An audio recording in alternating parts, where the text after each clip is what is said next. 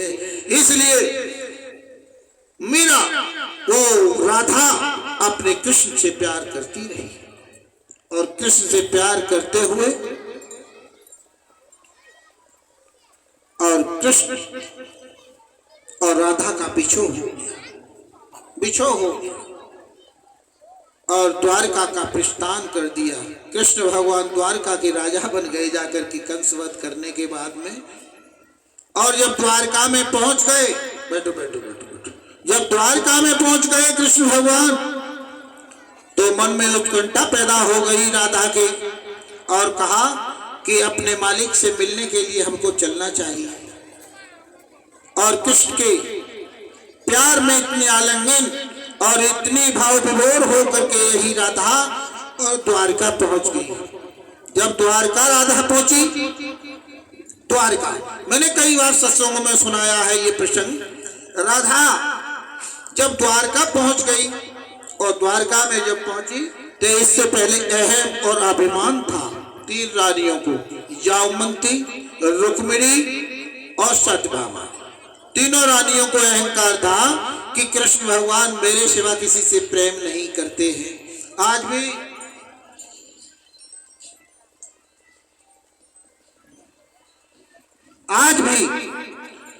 आज भी हम लोगों में अहंकार पैदा हो जाता है। अरे कि तुम तो कल्ली के बाबा जय गुरुदेव चेला, हम तो बहुत पुराने हैं और हमने जो चीज सुन ली और जो चीज हमने पाई है, अरे तुम नए के तुम कहाँ जानो। इस तरीके से कभी कभी अहम और अभिमान हो जाता है। तो इस समय रुक्मिणी, जामवंती और सत्यभामा तीनों रानियों को अभिमान और सबसे ज्यादा रुक्मिणी को ही था, जामवंती को था। कहने लगी कि कृष्ण मुझसे ज्यादा किसी से प्यार नहीं करते हैं। कभी कभी प्रश्न कर भी दिए कृष्ण भगवान के सामने रुक्मिणी ने कि हे नाथ, हे प्रभु, हे त्रिलोकीनाथ, आप हैं और मैं मानती हूँ, लेकिन सबसे ज्यादा प्रेम किससे करते हो, मुझसे या सत्यभामा से या जामवंती से। जामवंती पूछे तुम रुक्मिणी से करते हो और सत्यभामा से वो पूछे कि तुम करते हो। उन्होंने कहा मैं सबसे ज्यादा जिससे प्रेम करता हूँ उसे तुम कभी पहचान नहीं सकती। उन्होंने कहा अब तीनों में शंका पैदा हो गई कि आखिर मुझसे प्रेम, उससे प्रेम, उससे प्रेम, आखिर वो शक्ति है कौन जिससे प्रेम करते हो। तो कृष्ण भगवान इस तरीके से अपने शयन कक्ष में लेटे हुए और रुक्मिणी पैर दबा रही और दबाते हुए करहा निकल गई कि हाय राधा। जब राधा आवाज रुक्मिणी ने सुनी तो कहा कि राधा कौन सी बला है। राधा, और राधा के लिए गुरु महाराज भी तड़प रहे हैं और राधा अपने गुरु के लिए तड़प रही है। कौन सी राधा? दोनों आंखों के मध्य भाग सत्संग वहीं आएगा, उस राधा को भी बताया जाएगा। माताओं, दोनों आंखों के मध्य भाग राधा विराजमान है। राधा को कहा गया है और राधा का उल्टा कर दो तो धारा हो जाती है और धारा का उल्टा कर दो तो राधा हो जाती है। इसलिए ये सीता बैठी है और धनुष तोड़ने का काम भी विधि थी। अब रामायण की तरफ नहीं जाएंगे, आज कृष्ण के माध्यम से ही समझाया जा रहा है, समय उतना ही है। लेकिन इस सीता का भी वर्ण जब हुआ था तो राम ने धनुष यहीं से तोड़ा था। इसलिए इस सीता जीव आत्मा को भी कहा है और इसी को राधा कहा है और जीव आत्मा को राधा कहा है और उस राम उस शब्द स्वरूप को स्वामी कहा है। इसलिए तो राधा स्वामी है, इसलिए तो राधा स्वामी है। तो सत्संगी प्रेमी भाई बहनों, अब उसमें विश्लेषण हो रहा है कि राधा की आवाज कृष्ण भगवान की निकल गई। उन्होंने कहा ये राधा कौन सी चीज निकल के सामने आ गई। कृष्ण भगवान उनके दिल और दिमाग की बात को परख गए, जान गए और समझ गए। अंतर्यामी क्या नहीं जान सकते। उन्होंने कहा ये भी दिखाएंगे। और उधर राजा के उनके राधा के दिमाग में टंकार मारने लगी कि हमको अयोध्या चलना चाहिए। अयोध्या तो देख ले। और अपने केशव से, अपने मुरलीधर से मुलाकात नहीं हुई, कितने दिन हो गए छूटे हुए। विरह की वेदना सताने लगी, विरह की आग झुलसने लगी, अंतर भावना, अंतर से उमंग पैदा होने लगी। ये तो काम उस मालिक का था। राधा द्वार के निकल पड़ी और द्वारका पहुंच गई। और जब द्वारका पहुंची तो आवागमन की खबर कृष्ण भगवान तक पहुंच गई और कृष्ण भगवान ने तीनों रानियों से कहा कि देखो मेरी राधा आई है। अब तो राधा के लिए तड़प पैदा उन रानियों की हो गई तीनों की कि आखिर मुझे राधा भी देखनी चाहिए कि राधा है कैसी और राधा में क्या विशेषता है। जब ये विशेषता देखी गई तो उन्होंने कहा कि उनके लिए शयन कक्ष अलग सजाया जाए मेरी राधा के लिए। शयन कक्ष चल बनाया गया। शाम हुआ, अंधेरा, सूर्य ढल गया और सूर्य के ढलने के बाद में जब अंधेरा हुआ और अंधेरा होने को उपरांत उनको भोजन की व्यवस्था की गई और भोजन कराने के बाद में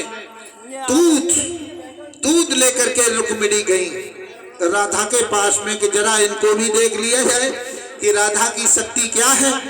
और राधा की शक्ति को देखने के लिए और खोलता हुआ दूध का गिलास लेकर के रुक्मिणी और राधा के शयन कक्ष में प्रवेश हो गई। और जब राधा ने देखा उन्होंने कहा आओ बहन। स्वागत और सम्मान जब राधा ने किया रुक्मिणी का और जब सम्मान किया रुक्मिणी का और रुक्मिणी भी सामने खड़ी हो गई और कहा कि हे राधा मुझे आदेश है, मुझे मेरे नाथ का आदेश है कि राधा को दूध पिलाया जाए। और दूध लेकर के राधा ने वो रुक्मिणी ने और राधा के हाथ में थमा दिया खौलता हुआ दूध।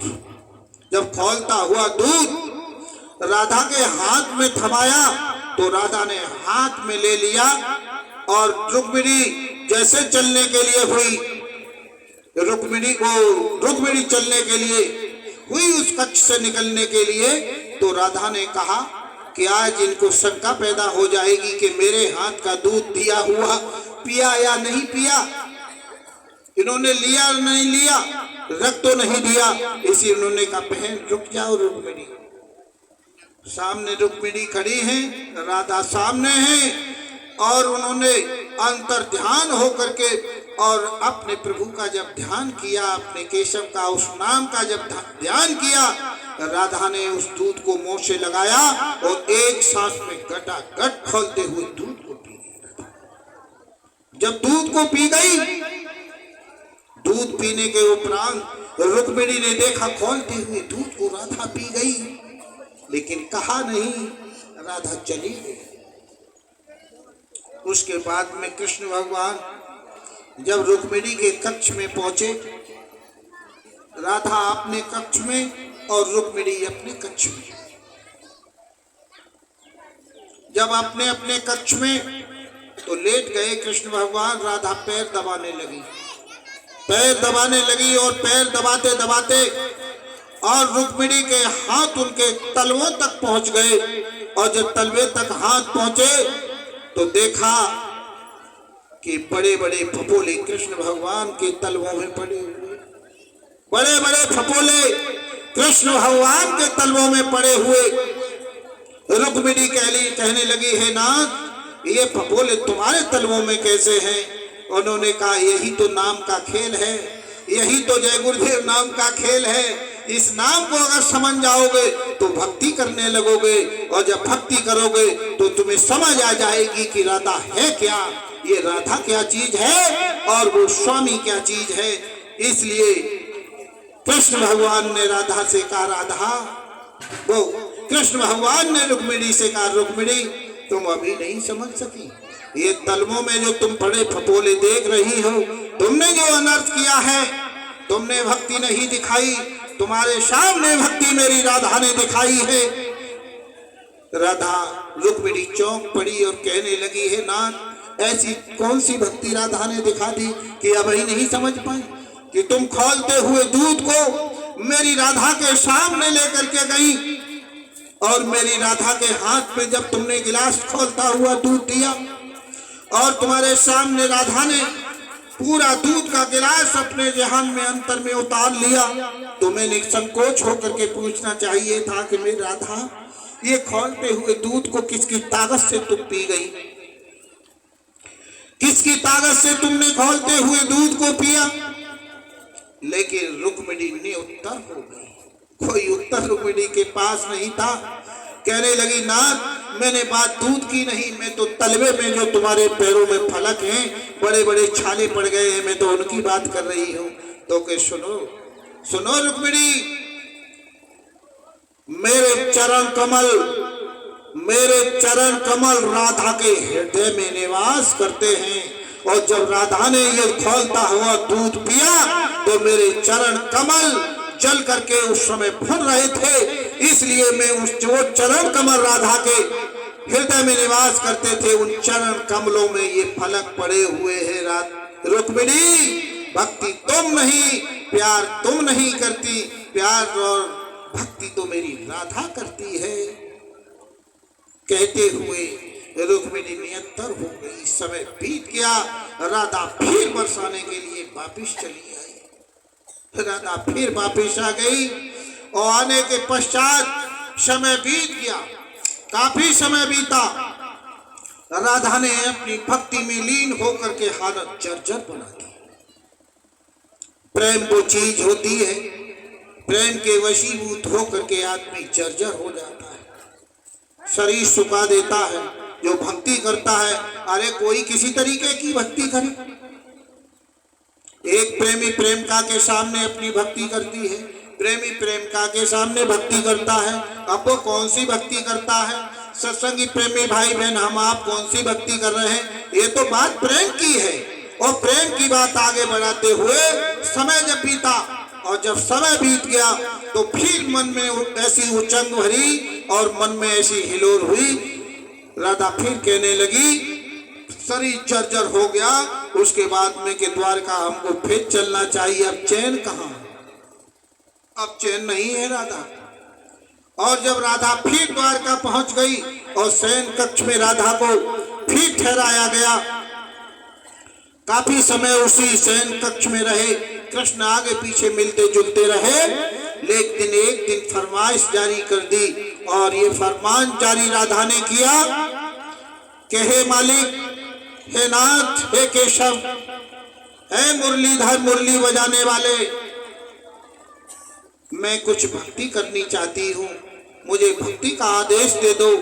मैं निर्जन वन में भक्ति करूंगी जाकर के, यहाँ भक्ति मुझसे नहीं होगी, क्योंकि मेरा शरीर जर्जर हो चुका है। कृष्ण भगवान ने कहा, हे राधे, तुम भक्ति यही करोगी, तुम्हें जाने की जरूरत नहीं है। राधा ने कहा, हे नाथ, यहाँ तो भक्ति नहीं कर पाऊंगी, मैं अपने कृष्ण को यहाँ नहीं पा पाऊंगी। मेरा कृष्ण ये सामने है, लेकिन यहाँ पर तुम्हारे सामने रुक्मिणी जामवंती और सत्यभामा जितनी अनंत रानियां हैं, लेकिन मैं तुम्हारी भक्ति करूंगी तो निर्जन वन में एकांत में करना चाहती हूँ, किसी बट वृक्ष के नीचे बैठ करके। और कृष्ण की बात को न मान करके राधा रात के अंधेरे में निकल गई निर्जन वन में। और राधा जब निर्जन वन में बैठी और अपने मालिक के नाम में लीन हो गई और अंतर में जाप करने लगी, उस नाम का जाप जो अभी मैंने कहा, नाम रहित संतानाधीना, उस नाम का जाप करने लगी। और जाप करते करते करते करते उसमें भाव विभोर हो गई। कृष्ण भगवान ने जब खोजा कि राधा कहाँ है, शयन कक्ष में नहीं, कृष्ण भगवान समझ गए कि राधा अडिग है अपनी भक्ति पर और राधा निर्जन वन में निकल चुकी है। कृष्ण भगवान खोजते हुए उसी वन में, उसी जंगल में पहुंच गए। और जब जंगल में कृष्ण भगवान पहुंचे और पहुंचने के उपरांत उन्होंने कहा, हे राधे, मैंने तो तुमसे मना किया था कि तुम्हें जंगल में नहीं जाने दूंगा, भक्ति करने हैं तो तुम इसी द्वारका में और इसी शयन कक्ष में बैठ करके भक्ति करिए, लेकिन तुम जंगल में निकल आई। राधा ने अपनी आंखों को खोल दिया, अस्त्र धारा पहने,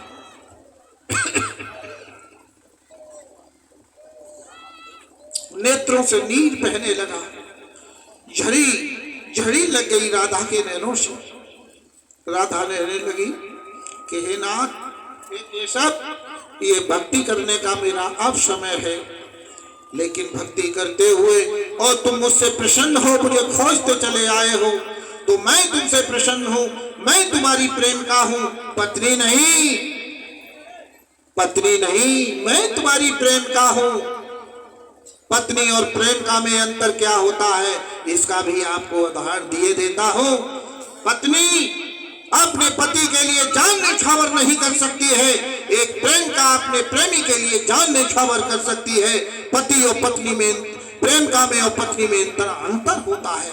इसलिए वो प्रेमिका थी कृष्ण भगवान की, इसलिए उन्होंने कहा है कि सब मेरी एक ही प्रार्थना है, अब तुमको इस वन में मेरी एक अरदास, एक विनती, मेरी एक आरजू है, अगर तुम मुझसे खुश हो तो जो तुमने बंसी बरसाने में गोपियों के बीच में और मेरे बीच में बजाया करते थे और जो रास रचाते थे उस निधि वन में ले जा करके, निधि वन में आज भी रास कृष्ण का हो रहा है, आज भी गोपिकाएं हैं। वो भी स्वामी जी महाराज के नाम के पेड़ हैं। बहुत मोटे, आप निधि वन नहीं गए होंगे, गए हैं जिन लोगों ने, उन्होंने देखा है और उसमें देखा गया है वो पेड़